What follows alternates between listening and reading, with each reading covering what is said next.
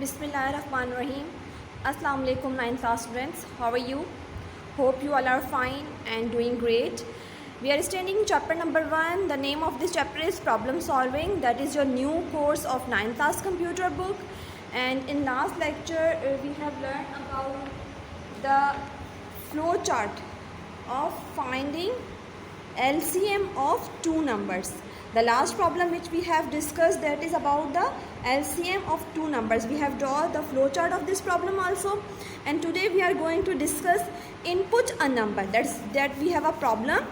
We have to draw flow chart of this problem. What is this problem? Input a number and display its factor. हमने input लेना है एक number का और उसके हमें फैक्टर डिस्प्ले करवाने हैं. अब हम फैक्टर की थोड़ी सी लॉजिक समझ लेते हैं कि how to find out the factors. Factor कैसे फाइंड आउट करते हैं. अगर हम किसी भी नंबर का फैक्टर फाइंड आउट करना चाहते हैं तो हमें क्या करना पड़ेगा, उस फैक्टर को हर नंबर के साथ क्या करना पड़ेगा, डिवाइड करना पड़ेगा. For example, if I want to make the factor of 6, तो 6 के फैक्टर कौन से होंगे. पहले हम 1 से स्टार्ट करेंगे. क्या 1 को हम 6 को हम 1 से डिवाइड करेंगे तो क्या हमारा डिवीजन हो जाएगी. यस. तो यहाँ पर हमारे पास 1 फैक्टर हो जाएगा. उसके बाद हम 6 को डिवाइड करेंगे 2 के साथ, तो भी हमारे पास इसका फैक्टर 2 हो जाएगा. यानी कि डिवाइड, कंप्लीट डिवाइड होगा हमारे पास. अगर इसको डिवाइड करके रिमाइंडर 0 आएगा हमारे पास तो वो उसका फैक्टर कहलाएगा. अब हम 6 को डिवाइड करेंगे 3 के साथ, तो क्या ये डिवाइड हो जाएगा कम्प्लीटली. यस. तो हम यहाँ पर 3 इसका फैक्टर बन जाएगा. ठीक है. और फिर मैं 6 को डिवाइड किसके साथ करूँगी, नेक्स्ट नंबर क्या है 4. तो क्या 6 4 के साथ डिवाइड हो सकता है. नो. तो 6 का जो 4 होगा वो 6 का फैक्टर नहीं होगा. फिर हम 5 के साथ डिवाइड करेंगे. क्या 6 5 से डिवाइड हो सकता है. नो. तो 5 भी इसका फैक्टर नहीं होगा. और फिर हम करेंगे 6. क्या 6 को 6 से डिवाइड कर सकते हैं. यस. तो हमारे पास रिमाइंडर 0 आएगा तो 6 भी इसका फैक्टर हो सकता है.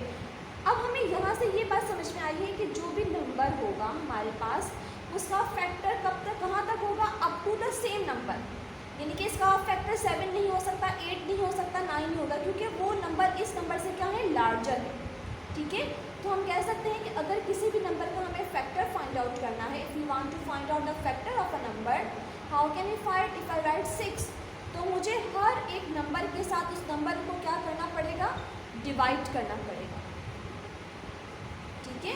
यानी कि अप टू उस नंबर तक मुझे उस नंबर को क्या करना पड़ेगा, डिवाइड करना पड़ेगा. Every time I divide 6 by 1, then 6 by 2, 6 by 3, 6 by 4, 6 by 5, 6 by 6. अगर मैं हर नंबर को डिवाइड करूँगी उस गिवन नंबर से जिसका मुझे फैक्टर मालूम करना होगा, और अगर उसका रिमाइंडर 0 आएगा तो वो मेरे पास क्या कहलाएगा, वो उस नंबर का फैक्टर कहलाएगा. ठीक है. अब हम इसी लॉजिक को यूज़ करते हुए हम अपना फ्लो चार्ट ड्रॉ करते हैं. फ्लो चार्ट क्या है, what is a flow chart. We have to draw flow chart a number. We have to take a number, input लेना है और हमें क्या मालूम करना है, उसके फैक्टर्स मालूम करने हैं. ठीक हो गया. सबसे पहले हम कहाँ से स्टार्ट करेंगे, हम स्टार्ट करेंगे अपना flow chart from the terminal box. Terminal box से हम अपना फ्लो चार्ट स्टार्ट करेंगे.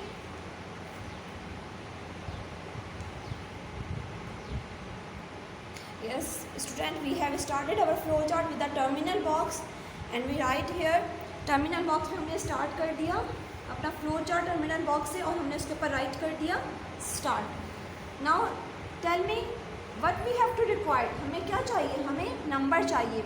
so we want to take input from a user. so यहाँ पर कौन सा बॉक्स आ जाएगा, इनपुट आउटपुट, यानी कि पैरेललोग्राम आ जाएगा आपके पास. और हम यहाँ पर क्या लिख देंगे, इनपुट, और वो नंबर को हमने वेरिएबल दे दिया n का. ये हमारे पास कंडीशन हो गई. उसके बाद हम एक और वेरिएबल लेते हैं, उसका हम नाम देते हैं फैक्टर का. ठीक है. जिसके अंदर हमारे सारे क्या होंगे, हमारे सारे फैक्टर्स जितने भी होंगे उस नंबर के, इस n नंबर के जितने भी फैक्टर होंगे वो इस फैक्ट के अंदर स्टोर हो रहे होंगे. तो वो फैक्ट कहाँ से स्टार्ट होगा, वो 1 से स्टार्ट होगा. देखिए किसी भी नंबर का जो फैक्टर होता है वो कहाँ से होता है, स्टार्ट करते हैं हम 1 से. उसके बाद हमने कंडीशन अप्लाई करनी है. यहाँ पर हम यहाँ पर कंडीशन क्या अप्लाई करेंगे, हम कंडीशन ये अप्लाई करेंगे कि हमने ये उस वक्त तक हमने ये चेक करना है जब तक हमारे पास, हमने उस वक्त तक नंबर को चेक करना है जब तक हमारे पास number greater than equal to आपके पास फैक्टर के नहीं आ जाता है। ठीक है, जब तक फैक्टर हमारे पास उस नंबर के इक्वलेंट नहीं हो जाता, क्योंकि 6 के मैं नंबर फैक्टर मालूम किए थे, तब तक मालूम किए थे जब तक वो 6 नहीं हो गए थे। यानी कि पहले हमने 1 से मालूम किए, फिर 2 से, फिर 3 से, फिर 4 से, फिर 5 से और फिर 6 से। जैसे ही 6 वाला फैक्टर हमें मालूम हो गया, हमने आगे मालूम किए फैक्टर हमने नहीं मालूम किए, क्योंकि हमें पता है कि फैक्टर उसी नंबर तक होते हैं जहाँ तक वो हमारे पास नंबर होता है। तो ये हमें उस वक्त तक चेकिंग करनी है जब तक हमारे पास नंबर किसके बराबर नहीं होता, फैक्टर के बराबर नहीं होता। अगर नंबर फैक्टर के बराबर नहीं होगा, फॉर एग्जाम्पल हमने 6 को लिया 1 के साथ, 6 और 1, क्या ये कंडीशन ट्रू हुई? यस हो गई, हमने यस पर चले गए। और हम यहाँ पर अप्लाई करेंगे एक और कंडीशन। इस कंडीशन में हमें क्या चेक करेंगे? हम इस कंडीशन में ये चेक करेंगे क्या ये नंबर इस नंबर से डिवाइड हो रहा है, यानी कि हम मालूम करेंगे इफ़ कि हमारे पास जो नंबर है उसका हम मॉड किसके साथ मालूम करेंगे? फैक्ट के साथ। और वो क्या आना चाहिए? 0 आना चाहिए।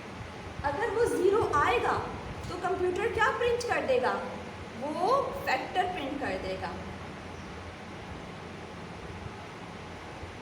ठीक है, और अगर ये कौन सी कंडीशन है? यस।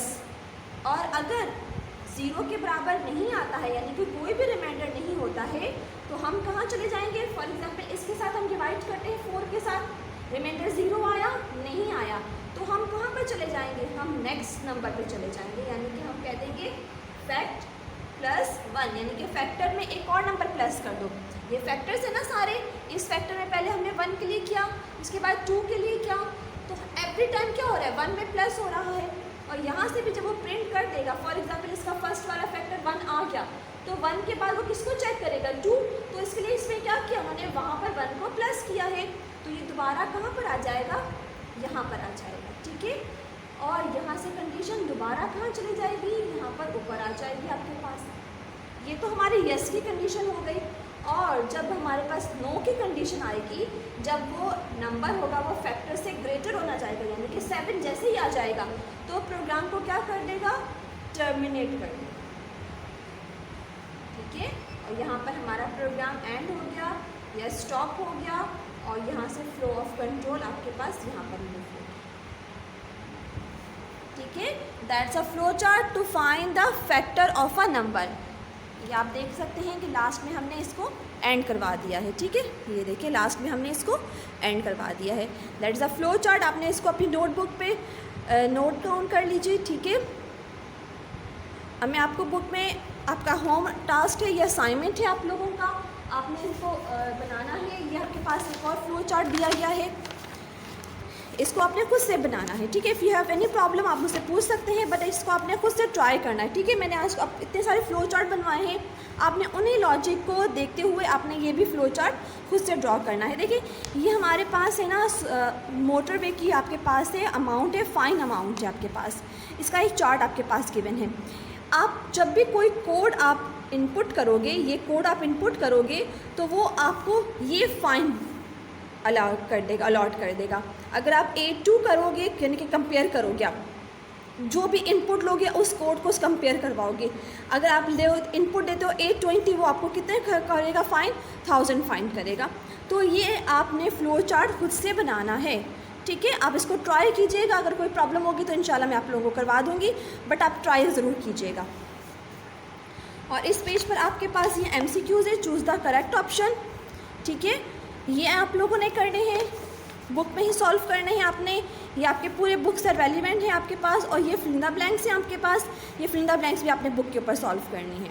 ठीक है, इंशाल्लाह ये आप लोगों का आज का टास्क है। You have to solve this one problem, last problem, and you have to solve this, choose the best answer and fill in the blanks, and you have to also learn all of these. That is all about the today's lecture. Inshallah from tomorrow we will start our next lesson. Till that, fi amanillahi, assalamu alaikum wa rahmatullahi wa barakatuh.